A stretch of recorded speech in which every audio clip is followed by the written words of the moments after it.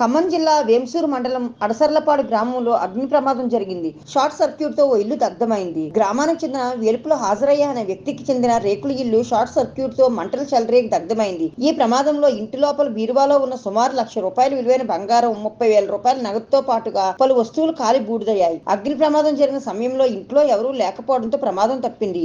ఇంటి నుండి దట్టంగా పొగలు వెలువడుతూ మంటలు వ్యాపిస్తుండటంతో చుట్టుపక్కల వారు గమనించి మంటలను ఆర్పించేందుకు ప్రయత్నించారు.